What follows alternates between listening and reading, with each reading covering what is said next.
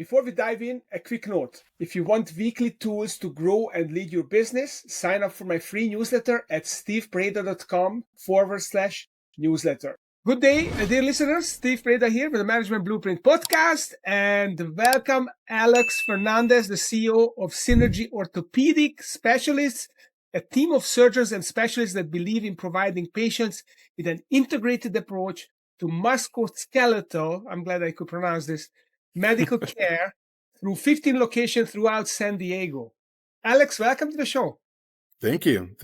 Yeah, I appreciate that. I've enjoyed your show and I'm happy to be here. Well, I'm always interested when I meet with medical providing companies or CEOs who have been doctors, because I grew up in a family of two doctors. And so I was exposed to some of the challenges of being a doctor and running a hospital. So that's going to be interesting. So my favorite question that I asked recently to all our founders is, what is your personal why and how are you manifesting it in your practice and in your business? Yeah, for sure. Yeah, and so my why, as you put it, comes from where I started. I actually don't come from a family of physicians. I started not where I ended up. I'm a son of Cuban immigrants. My parents fled Castro in the 60s, and I was born in Puerto Rico. Later on, my family took a lot of our family in the Mariel boat lift in 1981, and took hundreds of people out of Cuba. But in reality, the idea was, the concept or, the reality is that my parents didn't have a lot of money, they had some connections, but they believed that, I should have a college education, but I had to work my way through 8 years of college to get my bachelor's. So I landed in healthcare as an accident. It was a small medical practice. I was basically doing front desk and medical records. And then later on, learned how to do the billing, all by hand at that time. There were no medical records, electronic medical records. And I started basically in the front desk, and I watched, something that I never really forgot, which is like you have these brilliant physicians, people that can diagnose patients and help them and cure them. But when it came to business, they were never taught anything about business. So this is where I believe I have generated value over the years, basically built companies who actually create wealth and the wealth for the physicians in particular. I think physicians are very entrepreneurial. At least that's the idea to begin with, is I'm going to go into practice of medicine and have my own business. But somewhere along the line, the business becomes almost like an ATM machine. It's no different than any other entrepreneur that starts a business. They are the business. If without them, if they go away for a couple of days, the business doesn't make any money, and they don't really know how to do that. So what I've done over the years is I have gotten smaller groups of physicians to come together, form larger organizations, larger groups, and eventually built larger private businesses that can have EBITDA, equity, earnings that can basically provide some additional wealth. Particularly, I try to help them think of themselves as capitalists, not as day laborers, because in reality, in most small businesses, and particularly physicians, they're cranking the wheel, and the more they produce, the more they work, the more they earn. But in some cases, they don't understand how to get away from how to earn from all the other things that they control, because physicians do control 80% of the spend in healthcare, but earn probably no more than 5% of it. Wow, that is shocking. So they are not using the leverage properly, probably. Yeah, sometimes they know it's there, but physicians in general are risk adverse. Just starting their own business is hard enough. Then having to figure out how to capitalize from all the levers that they have, that's completely different. And they're no different than, I would say, lawyers or accountants that start in a small business. At some point in time, you have to figure out how do you make the business big enough that it operates and works without you. Yeah, I love that. And what makes you feel strongly for physicians? Well, particularly independent physicians, I think it's a dying breed. It used to be years ago. I would hear the stories of my parents where they say, "Hey, we took you to the pediatrician," and my dad would be friends with the OBGYN that took care of my mom and of the pediatrician. And I remember them naming them, by first name, or even, meeting them at the social club. But nowadays it's very transactional. It's very fast. There's no connection. So I think, that's why there's been this whole surgence of, concierge physicians where you pay extra because in truth, in order to make a living, the business of healthcare is compressed by downward pressures from the government and from other institutions that say, we're going to pay you less, but you have to have a significant amount of compliance and you have to spend more money in this and you have to do that. And then at the same time, the cost of living goes up, the employees need to make more money, your rent goes up, the supplies continue to increase. So you have the static or lower reimbursement from the different payers, whether it's Medicare, the government, or private institutions, and then an increase of expenses happening. That's very strange to any business. In any other business, you say, well, if my costs go up, I increase my prices and then maybe my margins are a little bit less, but I still have a significant margin. In healthcare, you almost have to just work more in order to generate more revenue. And the expenses hopefully will increment a little bit more, but your earnings will be the same or less. So it's a very tough situation for an independent physician. That's why more and more, especially physicians coming out of training, look for jobs with health systems, with the Kaisers of the world or the different large institutions in the United States, so that way they can go ahead and just go to work and take care of patients and not worry about the business of healthcare. Yeah. But then these big hospitals turn into bureaucracies, and then they still have to worry about that in a different way. So, And that's personally what that, and by the way, that second part to that question you asked me, that's why I like working with physicians and not necessarily with health systems. I've never held a job with a hospital. Not that I haven't wanted to, just I think the nature of the bureaucracy of a health system creates some things that I'm not personally interested in. yeah, well, I can see that. So, Alex, this is a podcast of frameworks, as you know. So, what's a framework that has helped you build your business, maybe generate an insight, understand situations, maybe influence these physicians to come together in your roll ups, whatever Hmm. framework you developed? Could you share Yeah. something with our listeners? Yeah, for sure. Most owners in a business, and I'll talk generic terms. I'll try to make sure I don't use any slang for healthcare, but most businesses build their business for income. They want to make income for their families, for themselves. They want to be able to take care of the people that they're with, but they don't really think about it from a perspective of, let me build a business that can multiply. Maybe they want to, but in a lot of areas, it's hard for them. I actually grew up in the bridal business. My parents had bridal stores. They basically did wedding packages, and that's the business that I grew up in. Every summer I would go and do the cash register or help rent tuxedos and things like that, or do filing and bookkeeping. So that's where my entrepreneurial spirit comes from. It's my parents. But I always saw them where they built a couple stores, 2, 3 stores, and they would kind of stack there. But I think I learned a lot from my dad in particular around multi-site operations in a retail industry. And I took that back into the healthcare business. So one of the first things I think that a business owners has to do is they have to underwrite their own exit first. They have to think of growth particularly of the value of the business if they were ever going to sell it. Figure out what your EBITDA or enterprise value is going to be, and then go from there. Then make the alignments first, but don't make it the goal. Most people chase the volume, the customers, more locations, more deals, spent years fixing what they bolted on in order to flip it, but they don't really take the time to align it. So I think the client, the partnership, the acquisition, you have to figure all that at the beginning and then fix it later. If I run into an acquisition that we're looking at and I don't see the alignment from whoever I'm going to partner up with, I know it's going to be a deal that's going to go bad eventually. We all have to be thinking the same way. Then the other thing, like I already mentioned this a couple of times, but you have to take yourself out of the center. If you're the CEO, you're the business owner, and the business depends on you. You can't go on your 2 or 3 week vacation to Europe or wherever you want to go, and the business, when you come back, it's in disarray or didn't survive. You don't really have a business. You just have a job that, costs you a lot of money to maintain. I think that's where operating systems earns their keep. I haven't really run the EOS program, but I read the book and I really like the idea of the scorecards, and I used it, particularly when I came to this opportunity in San Diego, thinking, getting everybody to row in the same direction, a business that runs it with a founder and a single thing. It's the one that it won't get very far. But on the other hand, if the founder figures out a way to build systems around them and, bring in the right people, that's going to make the business way more successful. Mm-hmm.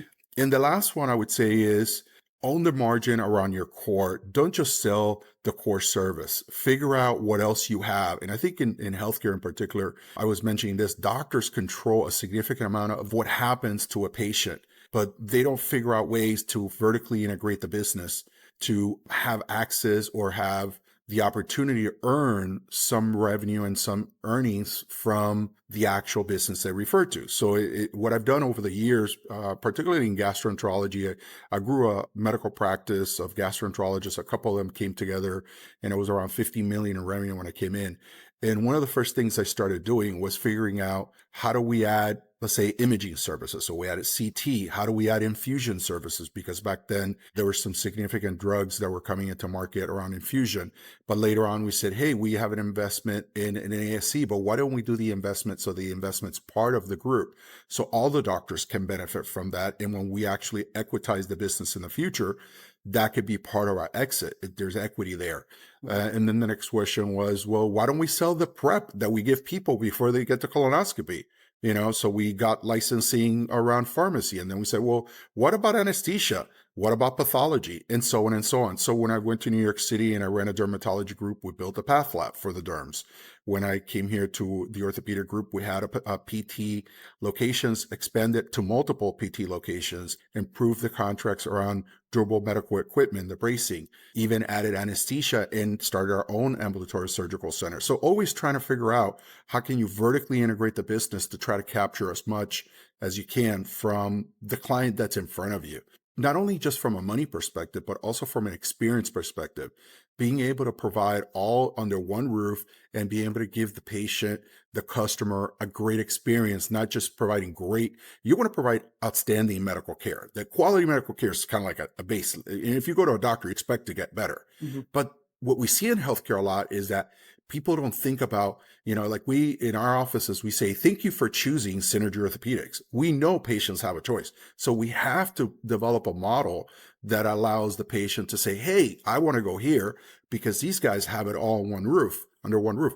But more importantly, that's typically what the hospitals have. But hospitals charge for the same thing I provide 2 and 3 times more because they have a different type of leverage with the contracts. So, I always say, why did the duck cross the road? Oh, because they went from the hospital to the ambulatory surgical center to get a colonoscopy. So to save $700. I mean, it's literally that simple. And I don't think, patients in general know that, but I think that doctors have a great opportunity to control the delivery system, provide a great experience for the patients, and at the same time, make some money from things that they don't physically have to do. Okay. They can hire the physical therapist, etc. Yeah. Okay. So that's great. So what I'm hearing, the framework is, think of growth first. What's the EBITDA you want? Then create alignment.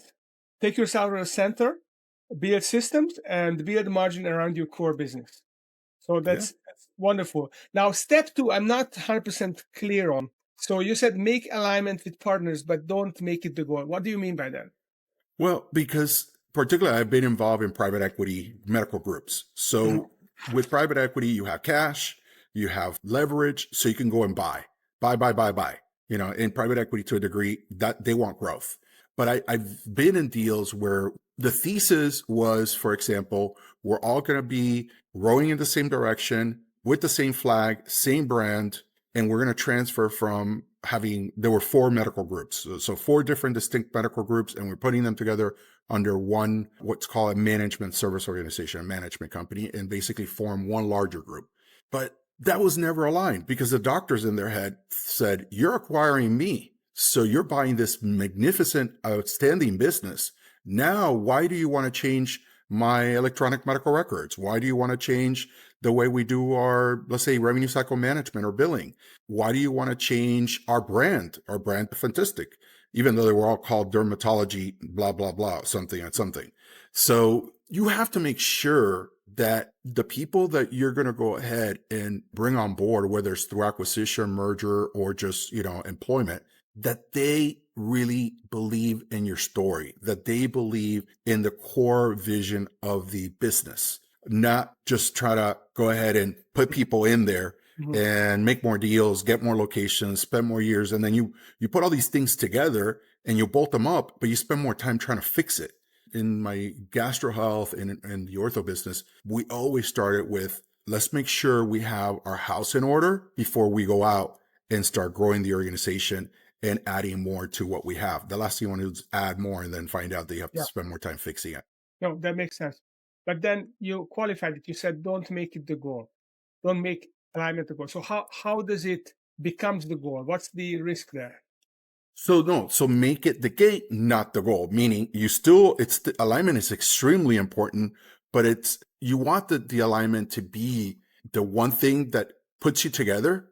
But at the end, everybody has to be buying into the idea. It's not the only goal. Their goal is also money. Their goal is growth, but it has to be one of the key in healthcare. I tend to think, and particularly with private equity, that's not perceived. It's more about getting deals done. Mhm. Yeah. They don't care about the mission. They don't care about the vision, the alignment. They want I think they do in their thesis, they do, and they want it. But it's kind of like at the end, you're looking at this business. They want to sell, you want to buy, you have money, they want money, and sometimes it's just easier to say, well, we can grow from 30 million to 60 million, from 10 million of EBITDA to 20 million of EBITDA. We're going to get, instead of a 10 multiple, we're going to get a 15 multiple. So sometimes that gets in the way. And I would say, by the way, I worked with great and fantastic private equity firms. So I'm not saying they all think that way, but for sure, the perception is that they're going to go in and try to make deals happen because they do have an end goal. Their end goal is to their investors that gave them funds that they told them they were going to get them a 4, 5, 7 time multiple on their investment. Mhm. So in your own business, Synergy Orthopedic Specialists, is this a private equity funded business or is it bootstrap? No, no, it's bootstrap. The physicians, when I came on board at that time, I started with them 6 years ago in 2020, and the market was really hot still 21, 22, 23. And then the interest rates went up and then things got softened. I think also they got softened for what we've been discussing earlier. There's been a lot of deals that have been done where acquisitions were done in multiple states. There's not a lot of synergy or a lot of things that were worked out to try to make sure that the organization was working together, the multiple organizations that were acquired. And the idea was if we buy four, $1 million businesses, they will be, instead of an 8 times multiple, there'll be a 10 or 12 time multiple. So I think there's a lot of deals that are stuck in the marketplace right now. And the groups are trying to figure out how to evolve the organization after 5, 6, 7 years from, hey, we let you alone, we let you be, but now we need to start integrating. Now we have to start building an enterprise. Now we have to start building a real platform. And I think that the organizations that have did that earlier have been able to exit and done a much better, multiple and growth. And also the key is, in these transactions, what people get together a lot of times is it's all about the fun. Hey, we go out to dinner and everybody's well and everybody's happy and how much money we're going to make and blah, blah. But nobody really asks the tough questions, or some people do because they actually don't want the deals to get done. But I think it comes from the buyer. The buyer needs to be very upfront with what they want to accomplish with a transaction, whether again, a merger or an acquisition. You want to make sure that you're extremely transparent about what the end goal is going to be. And if the end goal is like, hey, I'm going to leave you alone for a year, but in a year and one day, your name's going to change, your software is going to change, your HR is going to change. And by that time, we'll figure out about your staff. And we might probably cut 25% of your staff because you're bloated. And we actually have to make you a little bit more fit and trim so you can actually be able to grow and provide better care to your patients. So what I'm seeing is it's quite impressive. You have 15 locations. You have a huge service mix. You have compared to the number of locations service mix, a limited number of people. So how do you maintain the synergy standard, and how do you manage this complexity with such no and the It people? yeah, it's Yeah, I agree. It's taken some time. I mean, again, like I wouldn't say that it's perfect. We're always evolving, changing. I mean, I always say the only constant thing in healthcare is change. But it started with the company culture. When I first got here, there were 4 or 5 organizations that came together, and they were still using their old names. Synergy Orthopedics was like this little kind of like byline under their business cards. It wasn't really the brand. And then over time, we got people in the organization rowing in the same direction, using the same flag. And over time, we started to dominate the market. We started to be perceived, and we are today the largest independent medical orthopedic group in San Diego. So when people think of MSK, we take care of the hockey team, we take care of the soccer team, we take care of professional players. The larger organizations reach out to us about developing contracts, direct contracts to provide services to them. So that took a long time, but it started with building that company culture. And along the way, some people left, some people just didn't fit what we were trying to build.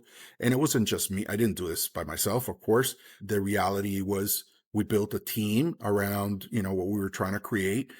Physicians in this case are the leaders. Physician leadership was there, and this is what they wanted as well. So I think, yes, when we're now in other counties, we're in Riverside County, so we're north of San Diego, we're all the way to Palm Desert, and looking to grow into Orange County and LA County eventually. So the goal is also in growth and size allows leverage and negotiation power with the different payers, and that's very different than in other industries where you have a payer, let's say Blue Shield or Anthem or United, that kind of controls how you're going to provide service, how much they're going to pay you, et cetera, et cetera. So the only way to really have any type of seat at the table is that your organization has to be large enough and a market leader, and basically be something or an organization that they can't say no to, that they want to have in their network.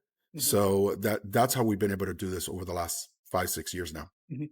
So, what drives the growth? Is it the acquisitions? Is it geographic expansion? Is it payers refer business? What's the driver? All of it. You have to do everything. Mhm. It's like that movie, All Things, All at One Time. It's like you have to do everything. We started by first creating the brand and the company culture, expanding that brand and company culture by figuring out who, having the right seats on the bus, making sure the right people that wanted to be with us were there. And then we said, okay, we don't have a spine program. Let's figure out how do we recruit a spine doctor. Let's figure out how do we recruit a pain doctor. Let's get a foot and ankle specialist because we don't have one. Let's expand our sports medicine program. So we took over a fellowship training program in San Diego that was probably going to expire. And then we took it over and continue the legacy of the physician that started it from the beginning. We've done some mergers. We've done some acquisitions. We've done some new locations. We've expanded our physical therapy footprint. We built out an ambulatory surgical center. That was a big endeavor. These things cost millions and millions of dollars. Just in construction alone was like 600. I think our overall investment somewhere around $12-15 million. So highly leveraged. We brought in a partner, a national partner, to help us run and fund the enterprise. We started an anesthesia division. So I would say you have to do everything, and all of it together as time goes by creates that vision. As long as you have the vision, like I said, the beginning thing is you have to start with the end goal. And the end goal is we want to build a business that's independent. That's our goal. We don't want to be sold or be part of the hospital system. So you have to build the end goal, work through the process, grow it, and do all the things at the same time, which is extremely hard, I would say. Yeah, this is fascinating. So you have a lot of complexity. You have a lot of locations, a lot of services, 50 providers. I mean, sometimes doctors can be cats, hard to manage them. So if you had Eagles. I always say eagles always says try to get eagles to fly in a straight line. Impossible. But so if you had a magic wand and you could fix one thing in your business in the next 12 months, what would that be? uh, I will be honest, it's expenses. Expenses and I've talked about this before. The pressures in the healthcare industry really are driven around expenses. We just got an increase in minimum wage in healthcare, Mhm. specific in California, where a physician practice now has to pay $23 an hour for a minimum wage job, where minimum wage is almost half of that. if you're in any other industry. So I think, I continue to say, and I think everybody should make more than $23, particularly in San Diego. It's a very expensive place to live. But I think it's more around the pressures are put on the industry, but the levers are not there to increase revenue to be able to support or subsidize those expenses. Mm-hmm. So, for all intent and purposes, we're looking to how do we increase revenue by keeping expense the same or fixed or a little bit higher than what it is by augmenting with AI, like every other industry is doing, figuring out whether it's, using AI in your MRI to be able to process the imaging faster, clearer, better, and be able to add 3 or 4 more patients a day. That profit goes straight to the bottom line. It might be before we had people that are scribes that basically did the documentation of the history of the notes and the medical records.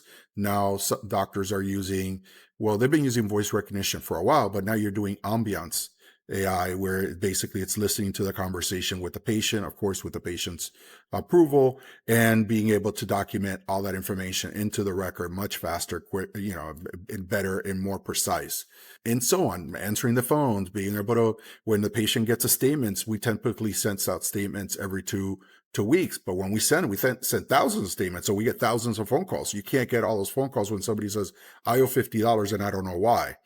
And being able to have an AI that tells you the $50 is because you had a copayment or you had a deductible, and it's due to your insurance program with, whatever the insurance is. And they're like, oh, okay. You want to pay that right now? Yes. Sends you a text to your phone, qualifies who you are. You click on it. You put your payment information.